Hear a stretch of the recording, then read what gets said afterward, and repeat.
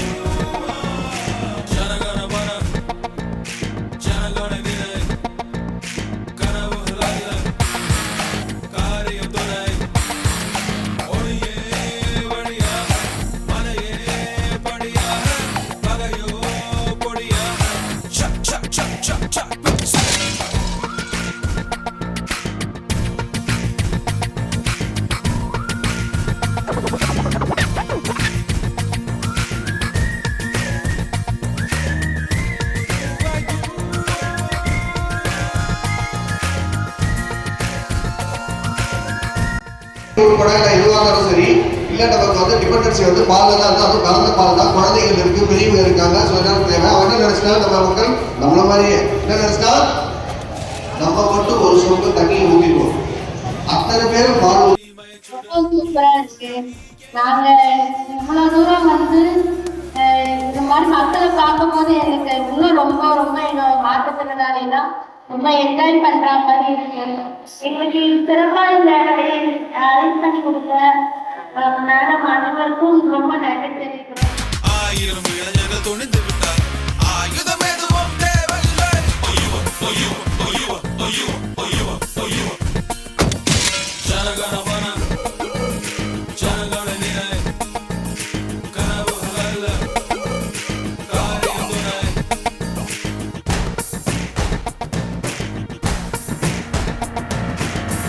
நாம இல்லைன்னாக்க யாரு, இப்ப இல்லைன்னாக்க எப்போ.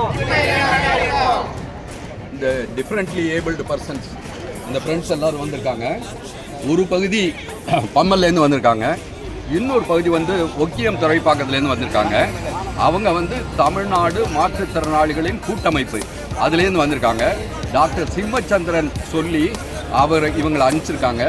அவருக்கும் இங்கே வந்து பங்கெடுத்துக்கிட்ட எல்லாருக்கும் நான் இந்த சமயத்தில் நன்றியை தெரிவிச்சுக்கிறேன். நன்றி, வணக்கம்.